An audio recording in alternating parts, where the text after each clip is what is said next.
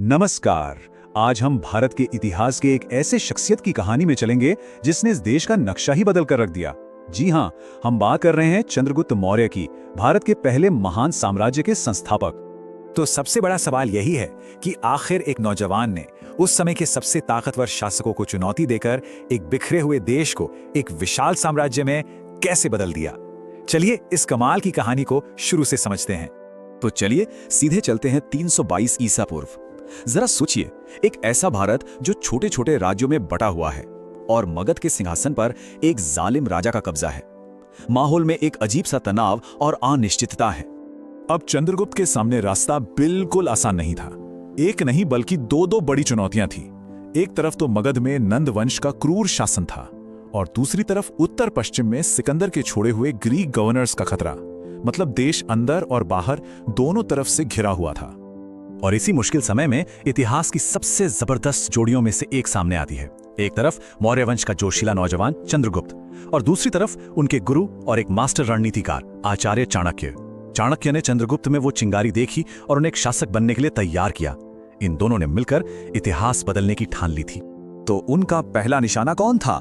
मगध का वो बदनाम और घमंडी शासक धनानंद।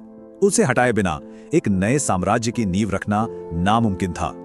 मगध तो जीत लिया गया, पर कहानी यहां खत्म नहीं हुई। असली चुनौती तो अब शुरू हुई थी। सिर्फ जीतना नहीं, बल्कि साम्राज्य को मजबूत बनाना और बाहरी खतरों से निपटना, खासकर यूनानियों से। पाटलिपुत्र को अपनी राजधानी बनाने के बाद चंद्रगुप्त का ध्यान गया उत्तर पश्चिम की ओर। वहां कौन था? सिकंदर का सबसे ताकतवर जनरल सेल्यूकस निकेटर। अब दो महान योद्धाओं की टक्कर होनी तय थी। और जंग के बाद जो हुआ वो और भी दिलचस्प था। ये जो संधि हुई ये ऐतिहासिक थी।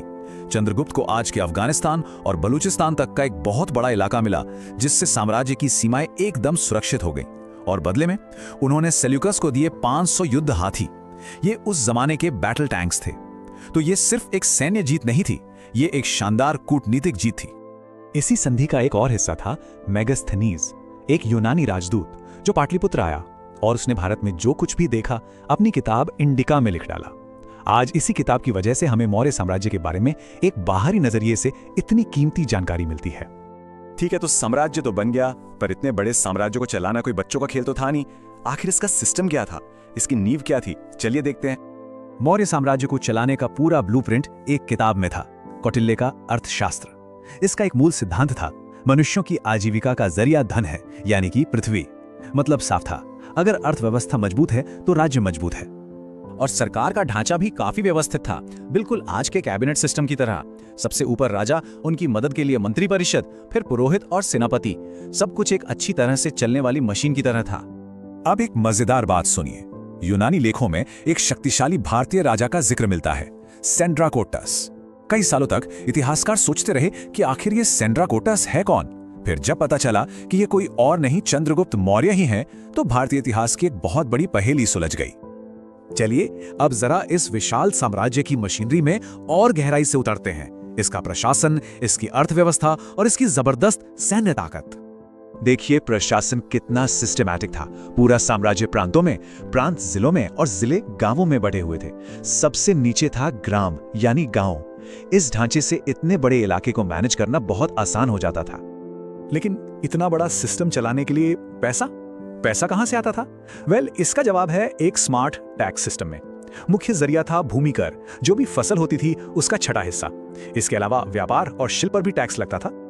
और कौटिल्य की रूल बुक में एक सीक्रेट वेपन भी था, एक शक्तिशाली जासूसी नेटवर्क। दो तरह के जासूस थे जो पूरे साम्राज्य की खबर राजा तक पहुंचाते थे।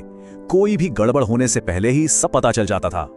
तो अब बात करते हैं उस चीज की जिसने मौर्य साम्राज्य को अनस्टॉपेबल बना दिया, उनकी सेना। मेगास्थनीज के हिसाब से सेना में 6 लाख पैदल सैनिक थे। 6 लाख! जरा उस जमाने में इस संख्या की कल्पना कीजिए। ये एक ऐसी सेना थी जिसका कोई मुकाबला नहीं था। और सिर्फ इतना ही नहीं, उनके पास थे 30,000 घुड़सवार सैनिक। ये सेना को रफ्तार और लचीलापन देते थे, जिससे वो कहीं भी तेजी से पहुंच सकते थे।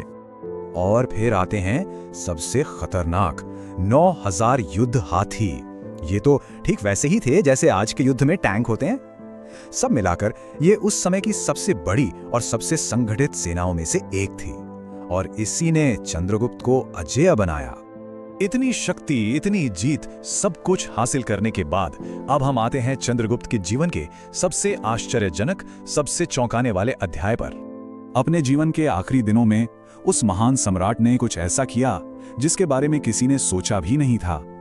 उन्होंने जैन मुनि भद्रबाहु के मार्गदर्शन में जैन धर्म अपना लिया। सोचकर देखिए, एक सम्राट जो सब कुछ जीत चुका था, अब वो आध्यात्मिकता की ओर मुड़ रहा था। और ये सिर्फ धर्म बदलना नहीं था, उन्होंने अपना राजपाट अपने बेटे को सौंप दिया और चले गए दक्षिण भारत में श्रवणबेलगोला, और वहां उन्होंने संलेखना का पालन किया, यानी मृत्यु आने तक उपवास। एक सम्राट के लिए ऐसा अंत सोचना भी मुश्किल था। और इसी सवाल के साथ हम इस कहानी के अंत पर आते हैं। आखिर ऐसी क्या वजह थी कि जिस इंसान ने सब कुछ हासिल किया, उसने अपनी मर्जी से अंत में सब कुछ त्याग दिया? ये एक ऐसा सवाल है जो चंद्रगुप्त मौर्य की विरासत को और भी ज्यादा रहस्यमयी और यादगार बना देता है।